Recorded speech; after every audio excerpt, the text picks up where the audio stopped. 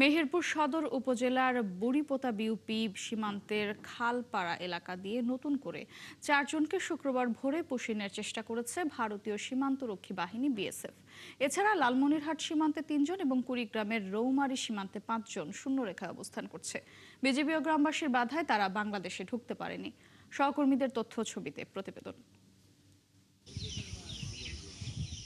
শুক্রবার ভোরে মেহেরপুর সদর উপজেলার বুড়িপোতা সীমান্তের শূন্যরেখার কাছে ভারতের অভ্যন্তরে ৪ জনকে অবস্থান করতে দেখেন এলাকাবাসী।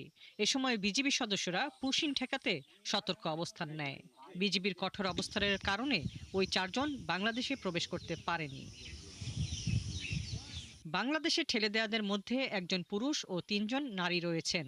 তাদের পরিচয় বা জাতীয়তা নিশ্চিত হওয়া যায়নি। বিজিবির বাধার পর তারা বর্তমানে কোথায় আছেন সেটাও নিশ্চিত হওয়া যায়নি। ৪ জনা পুশ ব্যাক দিছে বিএসএফ এবং আমাদের বিজিবি ভাইরা ওই যে পাকুড় গাছ নিচে থেকে ওদের রুখে দেয়, ওরা পরে চলে যায়। আমরা বিশেষ করে এখানে কঠোর পাহারায় আছি এবং আমরা চেষ্টা করছি তারা যেন আমাদের বাংলাদেশের ভিতরে ভিতরে প্রবেশ না করতে পারে। বিজিবি সদস্যরা আপনার দিনে রাতে সবসময় এখানে টহল দিচ্ছে, সবসময় এখানে আসে। ওরাও চেষ্টা করছে যাতে ওরা এদিকে পুশিং করতে না পারে। ৬ বিজিবির পরিচালক লেফটেন্যান্ট কর্নেল নাজমুল হাসান জানান, পুশিন ঠেকাতে সতর্ক নজরদারি চালিয়ে যাচ্ছে বিজিবি। অন্যদিকে কুড়িগ্রামের রৌমারী সীমান্তের শূন্যরেখায় ৬ দিন ধরে অবস্থান করছে ২ পুরুষ।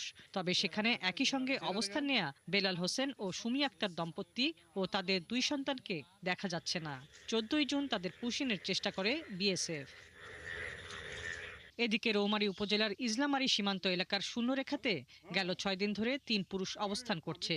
বিজিবি ও গ্রামবাসীর প্রতিরোধে তারা বাংলাদেশে ঢুকতে পারেনি। লালমনিরহাটের পাটগ্রাম কালীরহাট সীমান্তে মেইন পিলারের কাছে শুক্রবার রাত ২টায় সীমান্তের সার্চ লাইট নিভিয়ে ৩ জনকে পুশিনের চেষ্টা করে বিএসএফ। হাসিবা আলী বর্ণা, ৭১। দর্শক, যেমনটি আমরা প্রতিবেদনও দেখছিলাম, মেহেরপুর সদর উপজেলার বুড়িপোতা বিউপি সীমান্তের খালপাড়া এলাকা দিয়ে ৪ জনকে বাংলাদেশে পুশিনের চেষ্টা চালিয়েছে ভারতীয় সীমান্তরক্ষী বাহিনী বিএসএফ। তবে বিজিবির তৎপরতায় তারা ঢুকতে পারেনি। এ নিয়ে আরো বিস্তারিত জানাতে আমাদের সঙ্গে যুক্ত হচ্ছেন সহকর্মী আসিফ ইকবাল। আসিফ, সকাল থেকে আপনি আমাদের জানাচ্ছিলেন সীমান্ত পরিস্থিতির অবস্থা। এই মুহূর্তে সীমান্তে কেমন পরিবেশ দেখছেন? এছাড়া পুশিন করতে চাওয়া ব্যক্তিরা এখন কোথায় অবস্থান করছে? বিজিবি ও স্থানীয়দের অবস্থান সম্পর্কেও জানাবেন।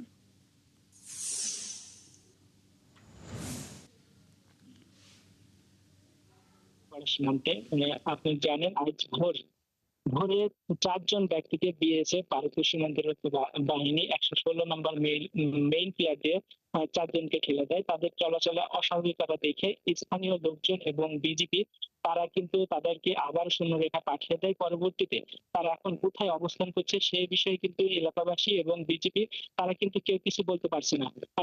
এ বিষয়ে বিজিবির সাথে কথা বলেছে। বিজিবি যে বিষয়টি বলছে যে কোনো অবৈধ অনুপ্রবেশ বা পুশিং কোনোভাবেই মেনে নেওয়া হবে না, যার কারণে বিজেপি সতর্ক অবস্থায় রয়েছে। যে আপনারা জানেন এর আগে মেহেরপুর টাঙ্গাইল উপজেলা তেঁতুলবেড়া ৬ জনকে ঠেলে পাঠিয়ে দিয়েছে। তারপর থেকে কিন্তু বিজেপি কঠোর অবস্থানে রয়েছে।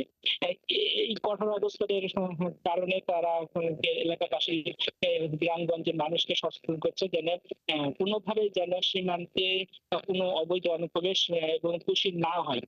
সেজন্য তারা মাইকিং করছেন, এলাকার মানুষের সাথে যোগাযোগ করছেন এবং তাদেরকে সচেতন করছেন। আমি গ্রামবাসীর সাথে কথা বলছি। গ্রামবাসী যে বিষয়টি বলছে যে এইভাবে ফেলে দিয়ে কোনো সুষ্ঠু সমাধান হতে পারে না। যদি বাংলাদেশ এবং ভারতের মধ্যে কোনো সীমান্ত চুক্তি বা আইন বৈধভাবে থেকে থাকে তাদের সেভাবে বাংলাদেশে পাঠানোর ব্যবস্থা করা হোক, সেটাই হবে সবচেয়ে ভালো উপায়।